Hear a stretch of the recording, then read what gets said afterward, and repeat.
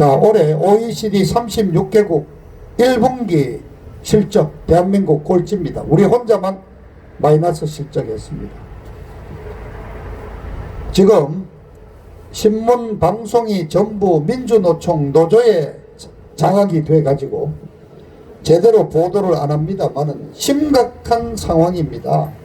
두산그룹이라고 아시죠? 20대 그룹 좀 되는데 20대 30대 그룹 여러 개가 구조조정을 하고 있습니다. 말이 구조조정이지 정리해고합니다. 삼성전자 같은 10대 그룹도 신규 직원 채용을 보류하거나 줄이고 있습니다. 그래서 여러분 아들, 딸, 손자, 손녀가 서울서 좋은 대학 나왔다 그러는데도 왜 취직이 안 되느냐? 취직할 데가 없습니다. 그러다 보니까 전부 다 공무원 시험 친다고 지금 50만 명이 몰려 있습니다. 더구나 올해는 중국 폐렴 때문에 2월부터 대한민국 모든 산업이 정지되어 있습니다. 특히 수출로 먹고 사는 나라 아닙니까?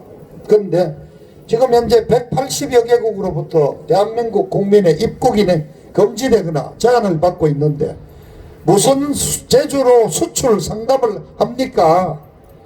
수출도 완전히 어려워졌습니다. 이제 올해 대한민국 경제 폭망합니다. 말을 안 해서 그렇지 제2의 IMF 사태를 겪고 있습니다. 거기에 무슨 재난지원금이라고 100만 원 준다고 은발에 오줌 누기지 그걸로 대한민국 경제가 살아나겠습니까? 그러니까 여러분 4.15 총선날 문재인 정권 심판해 주십시오. 기호 1번에게 민주당에 표줄 일이 있습니까? 없죠. 그러면 이번에 아예 1번 민주당은 없는 것으로 빼고 민주당은 빼고 다른 데 찍어주시면 됩니다. 그리고 4년 전에 여러분 큰맘 먹고 야당도 하나 키워준다고 김부겸이 뽑아놨잖아요. 김부겸이 달라진 게 있습니까? 4년간 바꿔놨습니까? 한 가지만 물읍시다. 대구에 예산이라도 한 1조쯤 갖고 와서 대구로 확 바꿔놨습니다. 대한민국 정치 풍토가 바뀌었습니다. 아무것도 없잖아요. 문재인 좌파 정권 심판과 동시에 기호 1번 김부겸이도 빼고 다른 데 찍어주시면 깨끗하게 정리가 된다. 이것으로 김부겸이 정리해 주시기를 바랍니다. 그런데 여러분, 우방 주민 여러분, 이 문재인 좌빨 정부가 들어서고 경제가 폭망을 한 이런 사태가 어디에서부터 시작이 됐습니까? 저는 2016년 12월 박근혜 대통령에 대한 탄핵에서부터 시작됐다고 생각합니다. 민주당과 새누리당이 야합을 해서 임기 4년 1년 4개월 남은 대통령을 쫓아냈습니다. 헌정질서가 중단이 됐고 50일 만에 대통령을 뽑아야 되는 상황이 됐습니다. 우파 준비가 됐습니까? 안 됐죠. 그런데 저 좌파들은 민주노총 100만 명을 동원해가지고 주말마다 촛불 집회를 열면서 대한민국을 불태워버린다고 협박을 했습니다. 바로 그런 협박 속에 문재인 좌파 정부가 들어섰습니다.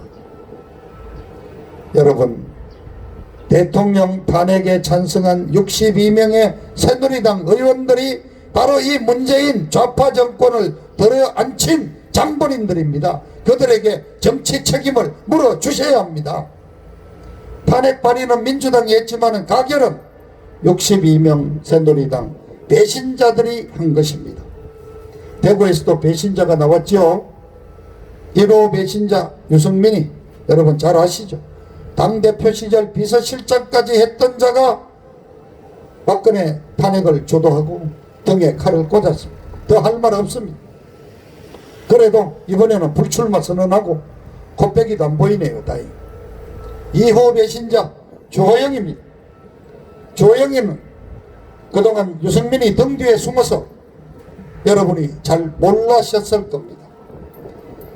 판사 경험을 토대로 헌법재판소 들락거리면서 대통령 탄핵의 이론적 근거를 제공한 탄핵 죄역 중에 죄역입니다.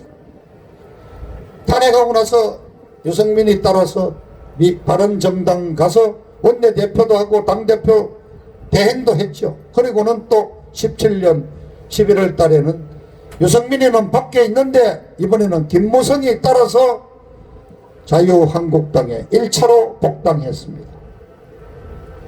그런데요, 그 옛날에 17대 때 저하고 같이 저는 중남구에서 우리 한나라당 국회의원 시작 같이 했지 않습니까? 그때 우리 박근혜 당대표를 모시고 친박 모임을 만들었습니다. 그게 바로 친박의 원조입니다. 2년 6개월 동안 조영이도 친박 열심히 했습니다. 박근혜 따라다녔습니다. 그런데 당내 경선 시작되니까 이명박이한테로 갔습니다. 그래서 이명박이가 이쁘다고 정부 장관도 하나 꿰찼습니다. 지금 이명박 대통령도 구속되어 있는데 면회라도 한번 갔을까요? 자, 여러분, 조영 의원이 어떤 정치 철학을 갖고 있는지 여러분 아십니까? 잘 모르겠습니다. 저도. 다만 16년간의 정치 행각을 보면 이렇게 정리할 수 있습니다. 이덕이 있는 곳은 찾아다니는 사람, 양지만 찾아다니는 기회주의자, 영혼이 없는 정치인, 소신이 없는 정치인, 받지만 달 수 있으면 누구든지 배신할 수 있는 정치인, 어느 누구든 주인으로 모시는 정치인, 그렇습니다. 양지만 찾아다니는 인생을 살아왔다고 봅니다. 그런 평가는 여러분이 해 주시기를 바랍니다. 정치인은 정치 행위에 대한 책임을 지는 것이 당연합니다. 그 정치인에 대한 책임은 유권자 여러분이 물을 수 있는 것입니다. 저는 다만 사실만을 말씀드릴 뿐입니다. 이번 대구 공천이 엉망이 됐습니다.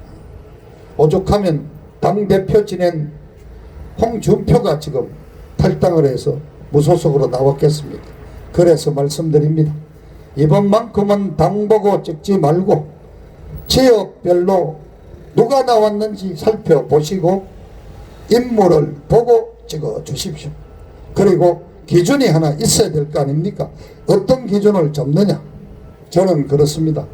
지금 이번 총선거는 사회주의 연방제로 가고자 하는 저 운동권 세력과 자유민주주의 시장경제 체제를 지키려는 대한민국의 한판 전쟁이라고 생각합니다. 이미 민주당은 이번 선거가 끝나면 사회주의 개헌을 하겠다고 공언을 했습니다. 토지 공개념을 도입하겠다고 그랬습니다. 그러면 여러분, 아파트 마음대로 사고 팔 수 없습니다. 허가를 받아야 합니다. 이미 안녕하십니까? 서울에서 아파트 매입을 하면요, 매입 자금 조성 내역을 국세청에 신고해야지 매매가 성립됩니다. 이미 사회주의 실험을 하고 있습니다. 그래서 여러분, 어느 누가 문재인 이 종북 좌파 정권에 맞서서 그러한 사회주의 개헌 연방제 음모를 저지하고 강력하게 싸울 수 있는 투사인지를 기준으로 삼아 주십시오. 단순히 국회의원 하나 뽑는 선거 아닙니다. 체제의 전쟁입니다. 대한민국을 지키느냐 사회주의로 가느냐 하는 체제 싸움이 이번 선거입니다. 저 곽성문이도 자유한국당 당적 가지고 있다가 이번에 미래통합당이 만들어지고, 안녕하세요, 공천하는 거 보고 저는 탈당해서 당을 만들어 나왔습니다. 친박 신당입니다. 이름 그대로 박정희의 정치 철학과 박근혜의 정치 이념을 계승하는 정당입니다. 정통 우파 정당을 표방합니다. 자유민주체제, 시장 경제체제를 확고히 지키는 보수 정당. 제 정치적 색깔을 분명히 하기 위해서 친박 신당의 이름으로 나왔습니다. 애매한 무소속보다는 분명하지 않습니까? 태극기를 들고 3년을 애국운동을 했습니다. 태극기를 걸고 맹세합니다. 당당한 정치하겠습니다. 문재인 빨갱이 정권에 맞서서 개헌 업무 저지하고 연방제 통일 막아내겠습니다. 저 친박신당 기호 7번 현풍각가 곽성문이한테 기회 한번 주시기를 부탁드립니다. 자, 마지막으로 한 말씀 부탁드리겠습니다. 우리 불쌍한 박근혜를 좀 도와주십시오. 자, 이런 한 푼 뇌물 받지 않았다는 게 드러났지 않습니까? 재벌 회장으로부터 부정한 청탁 없었다는 것도 드러났습니다. 그게 모두가 좌파 판사들이 진행하는 재판을 통해서 거꾸로 입증이 안 됐습니까? 대한민국 대통령 중에 가장 깨끗한 사람이라는 게 입증이 됐지 않습니까? 32년형을 받아가 있습니다. 오늘로 3년이 지나서 1105일째 구속이 되어 있습니다. 좌파들이 풀어주겠습니까? 수술 받은 어깨도 제대로 올리지 못하고 있습니다. 내일 모레 70입니다. 69 용띠입니다. 삼덕동 일가 5-2번지에서 태어난 대구의 딸입니다. 박정희 소령이 유경수 여사와 결혼해서 전세 살던 삼덕동 집에서 태어났지 않습니까? 대구의 딸입니다. 7시 방향 저 동네에서 대통령이 탄핵되고 감옥에 쳐넣었으면 어떤 일이 일어났겠습니까? 대구 어르신들 너무 점점만 뺍니다. 잘못된 거는 잘못되고 억울하다면 억울하다고 외쳐 주셔야 될 거 아닙니까? 박근혜 신세지국 국회의원 됐던 저 10명의 새누리당 의원놈들 어느 한 놈도 박근혜 억울하다고 외쳐주지를 않아서 저도 이 곽성문이가 직접 출마해서 그 억울하다고 대신 외치고 있습니다. 네, 이제 가겠습니다. 박근혜 구출해 주십시오. 박근혜 탄핵에 앞장선 배신자는 배신자대로 정리를 해 주십시오. 박근혜 구해 달라는 부탁 말씀 드리면서 저는 이제 또 다른 곳으로 떠나겠습니다. 편안한 저녁 시간 보내시고, 날씨가 찹습니다. 대구 시민들 하루빨리 정상적인 일상생활로 돌아올 수 있도록 저도 열심히 기도하겠습니다. 자, 감사합니다. 네, 감사합니다. 우리 박근혜 좀 도와주세요. 네.